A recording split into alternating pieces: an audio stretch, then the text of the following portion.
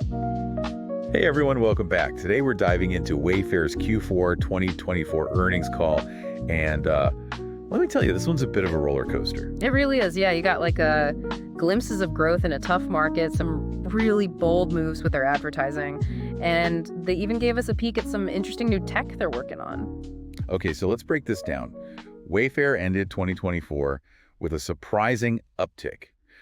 Their net revenue actually grew year over year, Yeah. thanks to a 1% rise in their U.S. segment. Wow. They also pulled in almost $100 million in adjusted EBITDA for the quarter, Okay.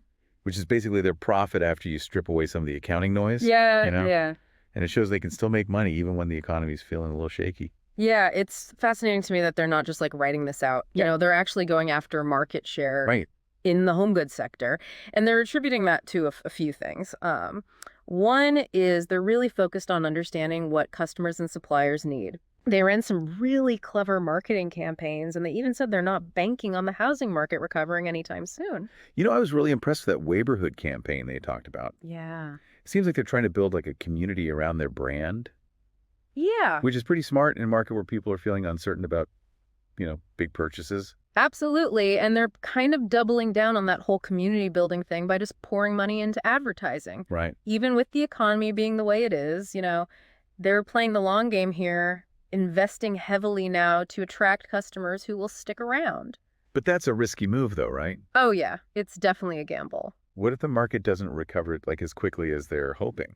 It is, but they're being very strategic about it. They specifically said they're going to increase their spending on influencer marketing, YouTube AppLovin, Mm-hmm. and they're going to stay flexible and pull back from channels that aren't working. Okay. So it's a data-driven approach, which I appreciate. I like that. Speaking of data-driven, let's talk about Castlegate.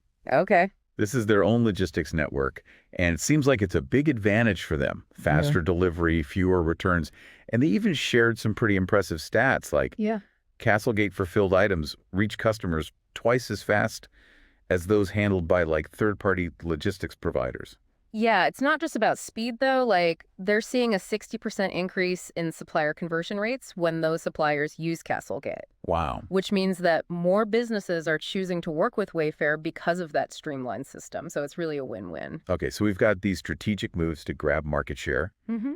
this bold move with advertising, Yeah. and this powerful logistics network. Yeah. What else really stood out to you? Well, remember how Wayfair spent the last few years redoing their whole tech setup, like their infrastructure? Yeah.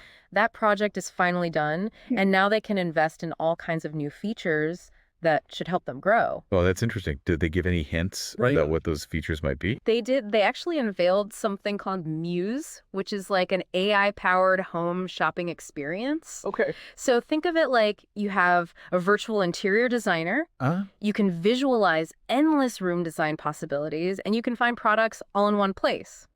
Pretty cool, right? That's like way beyond just selling furniture. Yeah. They're really going for that whole design experience. Totally. I'm curious to see how that plays out. Yeah, and here's where it gets even more interesting. They're also very focused on what they called low-hanging fruit, Okay. which are basically opportunities for quick wins that could boost their market share even more.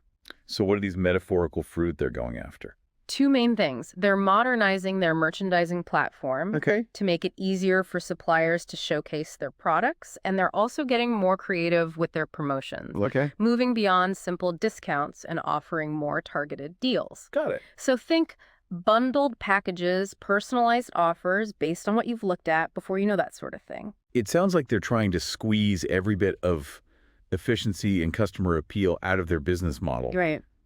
But can they pull it all off? I mean, that's the big question, isn't it? Their commitment to innovation and customer experience definitely suggests they could come out on top. But it's a very competitive market. Right. And there are always going to be challenges. Okay, so they're making some big bets and taking some calculated risks. Yeah. What does this all mean for, like, the average investor? Well, it seems like they're trying to put themselves in a position for some serious growth when the market recovers. Okay. But they're not just waiting around. They're actually making moves to control their own destiny. I'm hooked. What else did we learn from this earnings call? So let's dive into the numbers a little bit. For Q4, they brought in $3.1 billion in net revenue, Okay. which is actually up a bit compared to last year, Oh, wow. which is pretty impressive when you consider that the whole home goods market has been shrinking for the past 3 years. Yeah, it sounds like they're taking market share from some. Right. What about their profitability? You mentioned adjusted EBITDA earlier, but like, what does that actually look like in dollars and cents? Yeah, so their adjusted EBITDA for the quarter was just under $100 million. Okay. And for the whole year of 2024, they saw almost 50% growth in adjusted EBITDA compared to the year before. Wow. So they're not just growing their revenue, they're getting more profitable too. Okay, that's promising. But their gross margin for the quarter was 30.2%, Yeah. which seems a little lower than what we've seen from them in the past. What's Yeah. going on there? Yeah, so they pointed out a couple of things. First, they had some issues with like contracting orders, Okay. which put a little pressure on their margins. And second, they decided to get a little more aggressive with their pricing Okay. to attract customers, Yeah. in this competitive market. Makes sense. It's kind of a trade-off. Yeah. They're willing to give up a little bit of profit margin now to grab that market share Mm-hmm. and hopefully build customer loyalty for the long term. It sounds like they're really laser focused on that long game you were talking about earlier. Definitely. Speaking of which, they really went all in on advertising in Q4, Oh, yeah. spending Wow. 13.7% of their revenue on marketing. It's a lot. Yeah. Were they just like throwing money at the problem, or was there a strategy behind that? No, they were very clear that this is a strategic investment. They believe that spending heavily now, Okay. especially on things like influencer marketing and YouTube, Uh-huh. will pay off in the long run because they'll attract higher value customers that will stick around. Right. So yeah, it's a calculated risk, but they seem pretty confident that it'll work out. It's interesting that they're so focused on getting new customers, but also trying to keep the ones they already have happy. Yeah. Seems like a tough balance to strike. It is, but remember, they're also working hard to improve the whole customer experience. Right. That's where things like Castlegate and all their tech investments come in. Mhm. They're trying to make shopping with them really smooth and enjoyable from start to finish. That makes sense. Happy customers are more likely to come back for more. What about their cost management? We all know that inflation has been a big concern for businesses. How are they handling that? Yeah, they've been pretty disciplined on that front, actually. Their selling, operations, technology, general and administrative expenses, or SOTG&A for short, Okay. came in at $392 million for the quarter, Okay.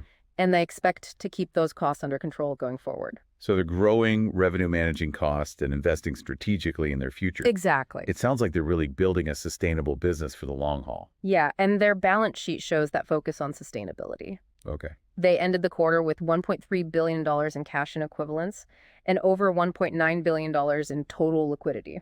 Wow. So that gives them a lot of flexibility to handle any more ups and downs in the market and to keep investing in their growth. That's reassuring to hear, especially with all the economic uncertainty out there. Now let's talk guidance. What are they projecting for Q1 of 2025? So they're expecting net revenue to be flat or maybe even down a little year over year. Okay. Part of that is because they decided to pull out of their German business, Right. which was proving to be a bit of a challenge, but they're still projecting a gross margin of 30% to 31% for the quarter. So a little bit of a slowdown in growth, but they're still expecting healthy profit margins.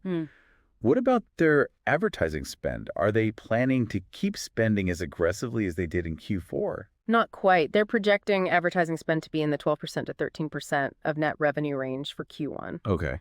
So still a lot, but a bit lower than the peak in Q4. And they mentioned something about a timing mismatch between ad spending and when that revenue actually shows up. Okay. Meaning some of the money they spent on ads in Q4 will actually generate revenue in Q1 and beyond. Makes sense. It sounds like they're being very deliberate and data-driven with their advertising strategy. Oh. Anything else we should know about their Q1 guidance? Yeah, they're projecting SOTG&A to be between $380 million and $390 million in the quarter, which shows that they're still focused on keeping costs down.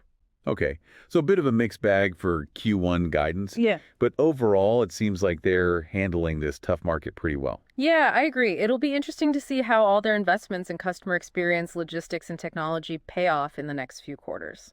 Now for something a little more fun. Oh, yeah. It's time for our This Is Not Financial Advice segment, All right. where we explore some wild but potentially lucrative trade ideas. I love this part. Okay, so what if Wayfair decides to take their AI-powered Muse technology Okay.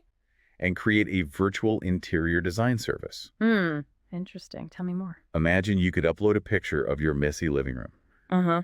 And Muse would give you a personalized shopping list of Wayfair products that would make it look amazing, Okay. like straight out of a magazine. Wait a minute, that's actually brilliant. Right. They could even partner with real interior designers to offer virtual consultations through Muse. Exactly. It could be a huge new source of revenue for them and really make them the go-to place for home design. It's a win-win for everyone.